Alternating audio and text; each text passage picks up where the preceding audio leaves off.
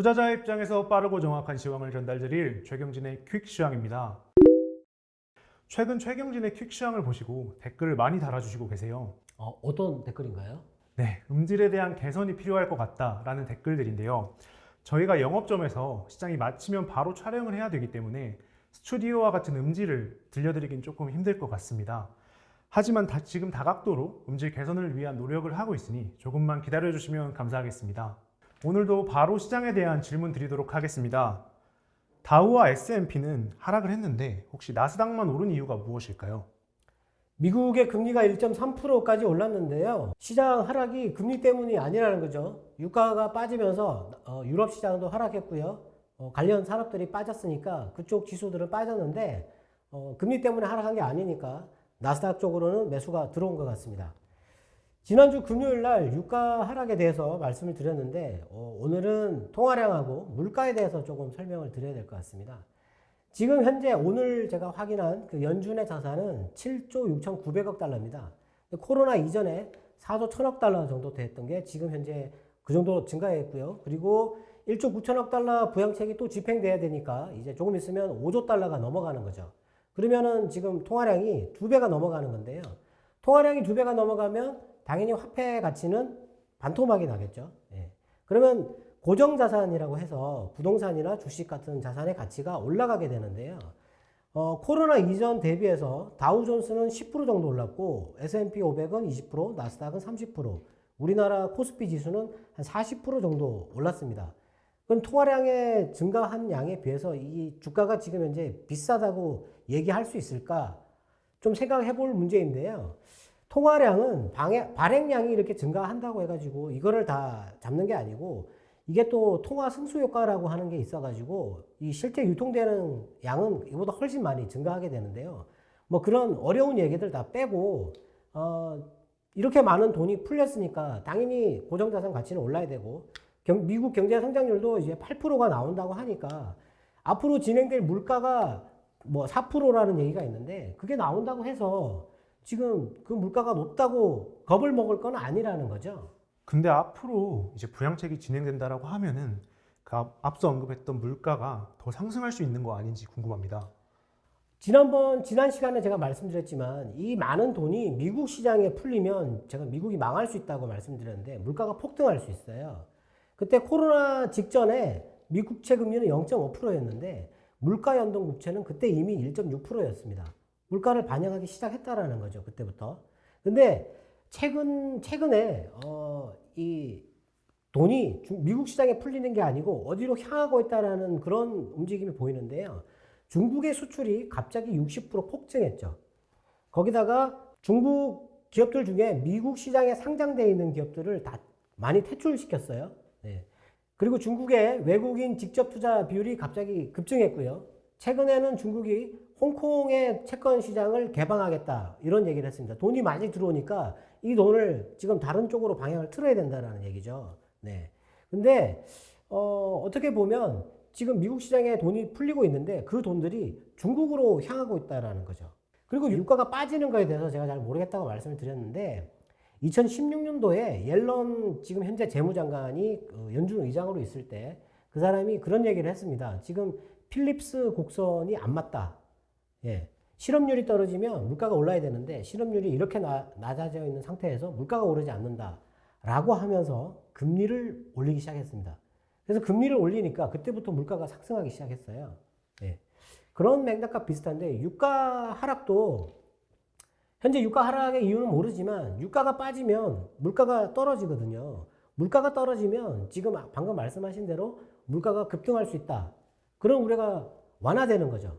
그러니까 오늘도 미국채 금리가 떨어졌는데 이제는 이 물가 상승보다는 지금 물가 하락 쪽에 그리고 채권 금리가 조금 안정을 찾는 쪽으로 생각을 해야 된다라고 보여집니다. 그래서 오늘 우리 시장에서 나스닥 선물도 이렇게 상승하는 흐름이 나왔었고요. 네.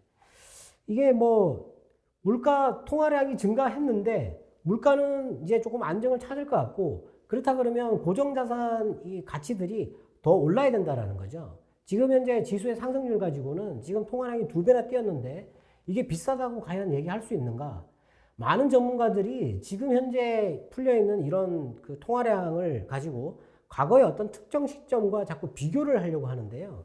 이렇게 많은 돈이 풀린 적이 역사적으로 없습니다. 이거를 과거랑 비교를 하면 안 됩니다. 그리고 코로나 이전과 코로나 이후는 완전히 다른 시장입니다. 통화량이 2배나 갑자기 급증했기 때문에 천천히 증가하는 게 아니고 갑자기 증가했기 때문에 완전히 다른 시장으로 봐야 되기 때문에 앞으로는 과거에 뭐 IT 버블 때나 뭐 그런 1987년도 저기 블랙 먼데이 때나 뭐 이런 쪽과 비교를 하는 것보다는 새롭게 통화량의 지금 움직임이나 물가, 채권 금리 이런 걸 봐가지고 새롭게 생각을 해야 된다고 생각합니다. 네. 지난번 언급해주신 브라질에 이어서 러시아와 터키도 금리를 인상했습니다. 글로벌 경기에 미치는 영향이 무엇인지 궁금합니다.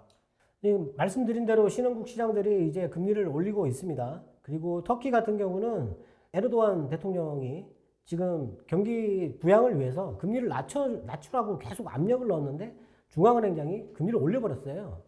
그래가지고 그 중앙은행장을 경질시키면서 특히 리라가 17% 급락했습니다. 이게 중앙은행이라는 거는 어떤 독립적인 지위를 가지고 있어야 되는데 정치적으로 압박을 가하니까 외국인들이 무슨 일이 생길지 모르지 않습니까? 투자를 할 수가 없는 거죠. 그래서 이제 그런 불안감이 있고 오늘 뭐 일본 시장이 급락했는데 일본 시장이 터키의 영향을 받았다 뭐 이런 얘기도 있었지만 뭐 선진국 시장이 그런 그 신흥 시장의 영향을 그렇게 많이 받았다라고 보긴 좀 어려울 것 같고요. 일단 우리나라 같은 경우는 선진국이 아니기 때문에 일부에서는 선진국이라고도 하지만 지금 그 지수도 미국 지수하고 영국 지수하고 한쪽은 신흥국 시장 지수에 있고 한쪽은 선진국 시장 지수에 있기 때문에 이게 어느 한쪽이다라고 말씀을 드리기 약간 어려운데 신흥 시장이 만일에 안 좋아지면 우리나라는 영향을 받겠죠. 대신에 우리나라 수출은 중국과 미국을 중심으로 해서 조성되어 있기 때문에 신흥국 시장의 영향이 그렇게 크지는 않을 것 같습니다. 국내 증시는 시작과 동시에 하락을 했는데 마지막에 낙폭을 줄이는 모습을 보였습니다. 이유가 무엇일까요? 아침에 외국인들이 시작하면서 강하게 매도를 했죠. 코스피도 매도했고 코스닥도 매도했고 선물도 매도를 했습니다. 근데 중국 시장이 개장하면서 갑자기 외국인이 선물을 매수로 잡았어요. 그때 나온 뉴스가 뭐였냐면 중국의 그 프라임론 기준금리 정도 되는 그 금리인데 3.85로 11번째 동결을 했다라는 거죠. 그리고 이강 인민은행장이 추가 긴축은 없을 것 같다라고 얘기를 했습니다. 지금 중국 같은 경우도 이번에 물가가 많이 뛰니까 금리를 올리고 긴축을 할 거다라는 우려가 많았는데 오늘 금리를 동결하면서 그런 우려가 많이 사라졌던 것 같습니다. 그래서 중국 시장이 많이 올랐죠. 네. 국내 시장에서는 반도체 장비, 소재 관련주들이 상승을 했습니다. 특별한 이유가 있을까요? 일단 오늘 우리나라 금리도 내렸고 뭐 미국채 금리도 내렸고 그리고 나스닥 선물은 오르고 하니까 기술주 쪽으로 계속 매수가 들어오는 거죠. 근데 지금 가만히 보면 어제 그 나온 뉴스 중에서 일본의 그 르네사스 차량용 반도체를 만드는 회사에 공장이 또 불이 나가지고 한 달간 가동이 또 안 된다고 하니까 지금 이 반도체를 가지고 완성품을 만드는 회사들, 제품을 만드는 회사들은 지금 이게 부품이 공급이 안 되니까 이쪽은 지금 실적이 안 좋아질 수밖에 없는데요. 대신에 이런 반도체를 만드는 기업들은 이게 생산을 늘려야 되고 공장을 증설할 수 있는 그런 또 기회가 생기니까 그쪽의 소재나 장비들이 많이 올라간다고 봐야 되겠죠. 근데 여기서 이제 이 종목을 선택할 때 한 가지 좀 주의해야 될 게 제가 지난번에 그 반도체 장비 검사 장비 업체를 한번 말씀을 드렸는데 반도체 장비 중에서 영업이익률이 높은 회사를 고르셔야 됩니다. 영업이익률이 보통 10% 미만이나 아니면 한 15% 정도 선으로 나오는데요. 그때 말씀드렸던 그 업체하고 오늘 또 나왔던 그 식각 장비를 만드는 회사 그 회사가 영업이익률이 30%가 넘어요. 거의 독점적인 지위를 갖고 있다는 얘기인데 그런 회사를 사야만이 아마 상승이 좀 빠르고 많이 올라갈 거라고 생각할 수 있습니다. 파운드리는 반도체 위탁 생산이고 팹리스는 공장을 갖고 있지 않은 반도체 설계인데요. 팹리스 가격이 인상될 수 있다는 뉴스가 있었습니다. 앞으로 투자하기 어떤지 궁금합니다. 팹리스라는 거는 공장이 없다라는 얘기인데요. 우리나라에 지금 대표적인 기업이 3개가 있습니다. 하나는 디스플레이 구동 칩을 만드는 회사인데 이거는 LG 쪽에 계열에 있기 때문에 이쪽 뭐 LG 칩이나 이런 쪽에 많이 판매가 되면 이쪽의 실적이 좋아질 거라고 보고요. 그리고 하나는 지금 최근 가장 많이 부족하다고 하는 MCU, 마이크로 컨트롤러 유닛이라고 하는 걸 만드는 회사가 있어요. 근데 그 회사의 주가는 지금 빠져가지고 오르지를 못하고 있습니다. 이게 왜 그러냐면 공장이 없잖아요. 이게 설계를 해서 맡기긴 맡기는데 공장에서 생산이 원활하지 못하니까 이들 업체의 수익률이 안 좋아지는 거죠. 물론 가격은 올리는데 설계를 해서 맡겨도 실적이 연결되지 않다는 거죠. 그러니까 지금 주가는 빠져서 오늘도 그렇게 많이 못 올랐고요. 그리고 하나는 그 자동차예요. 지금 최근에 자동차가 이게 디지털 계기판이 나오지 않습니까? 거기에 들어가는 칩을 만드는 회사가 있습니다. 이 회사도 급등했다가 실적이 최근에 또 뭐 안 좋다 이런 얘기가 있어가지고 급락을 했거든요. 근데 팹리스는 지금 반도체 부족 현상 때문에 가격을 올릴 수는 있겠지만 공장이 없거든요. 이 사람들이 막 생산을 늘려가지고 실적을 끌어올릴 수가 없어요. 그렇기 때문에 제가 보기에는 그렇게 긍정적으로 접근하는 거는 조금 지켜봐야 되지 않을까 싶습니다. 폭스바겐에 이어 현대차도 배터리 자체 생산을 한다라는 뉴스가 있었습니다. 앞으로 배터리 업계가 어떻게 될지 궁금합니다. 일단 뭐 현대차에 관련된 뉴스는 확인되지 않았고 현대차 자체에서 미래 전기차에 대한 전략이나 배터리 작업자족에 대한 발표가 없었기 때문에 이 부분에 대해서는 뭐 크게 신경 쓰지 않아도 될 것 같고요. 대신에 지금 배터리 업체의 가장 큰 과제가 기술을 혁신하는 건데요. 지난주에 UHC 배터리라는 걸 개발했다고 국내에서 개발했다는 뉴스가 있었습니다. 그 배터리가 기존 배터리의 용량을 150%에서 200% 정도 늘리는 그런 기술이었는데요. 그런 거를 빨리 상용화해야 되고, 그리고 지금 외국인이 오늘도 매도한 업종이 화학, 배터리죠. 그리고 전기전자, 반도체 쪽이고요. 그리고 운송장비, 자동차 쪽이죠. 그리고 서비스업. 서비스업은 게임도 있고요. 포털 사이트 이런 것도 있거든요.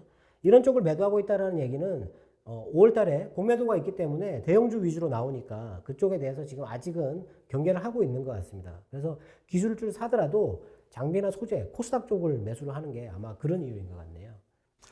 또 국내의 한 업체가 폭스바겐으로 부품 5천만 개를 수주한다 이런 뉴스가 있었어요. 이제는 앞서 언급하신 배터리 업체보다 부품주를 봐야 할지 궁금합니다. 오늘 상당히 큰, 역사적으로 가장 큰 규모의 그 서스펜션 부품을 5천만 개 수주했다고 했는데요. 그리고 또 다른 그 부품 업체가 매각을 한다고 이슈가 있어가지고 급등을 했었습니다. 근데 서스펜션은 일반 자동차에도 들어가는 부품이죠. 그래서 오늘 그 주식의 상승이 그렇게 크지 않았는데요. 지금 부품은 전기차 전용 부품이 필요하거든요. 그래서 그런 쪽으로 보셔야 되고, 오늘 부품 업체들 중에서 또 조금 한 8% 정도 상승한 업체가 있었는데, 이 업체도 범퍼를 만드는 회사거든요. 그것도 일반 차에 들어가는 거죠. 근데 자동차 부품 회사의 영업이익률은 1에서 2% 정도밖에 되지 않습니다. 높지 않기 때문에 이 전기차용 부품은 그 영업이익률보다 높거든요. 그렇기 때문에 앞으로는 그쪽으로 찾아보시는 게 더 좋을 것 같습니다. 또 중국 스마트폰 업체인 샤오미가 전기차 생산에 들어간다는 뉴스가 있었습니다. 앞으로 전기차 시장에 어떤 영향을 미칠지 궁금합니다. 일단 폭스콘이 만든다 그랬고요. 그리고 화웨이도 진출하겠다고 했고, 샤오미가 한다고 했죠. 그리고 애플도 지금 준비 중이고요. 전부 다 전기전자 제품을 만드는 회사들이 전기차를 만든다라는 거죠. 근데 지금 현재 자동차 업체들이 전부 다 전기차 쪽으로 가려고 하는데 전기전자 업체들이 경쟁사로 등장하고 있다는 얘기입니다. 그러면 자동차 업체들의 판매 캐파가 줄어들 수밖에 없는 거죠. 근데 이 자동차 산업이라는 게 기술 집약적인 산업이기 때문에 함부로 이렇게 진입할 수 있는 시장이 아니에요. 대신에 이들 전기 제품 만드는 회사들이 어느 정도 성능의 전기차를 만드느냐, 어느 쪽을 선점하려고 하느냐에 따라 가지고 자동차 업체들의 미치는 영향이 결정될 건데, 아마 이걸 생산해서 판매하고 뭐 이렇게 퍼지는 시간이 상당히 많이 소요될 거기 때문에 아직은 뭐 자동차 업체를 걱정하진 않지만 상당히 위협적인 요소가 되겠죠. 네. 오늘도 투자자분들의 궁금증이 해소되었는지 모르겠습니다. 오늘은 시장이 조금 덜 빠지긴 했는데요. 우리나라 시장은 지금 이머징 영향 때문에 조금 혼조를 보이고 있어가지고 이쪽 부분에 관련된 뉴스를 앞으로 좀 많이 전달해 드려야 될 것 같습니다. 네. 오늘은 여기서 인사드리도록 하겠습니다. 지금까지 최경진의 퀵시황이었습니다. 감사합니다.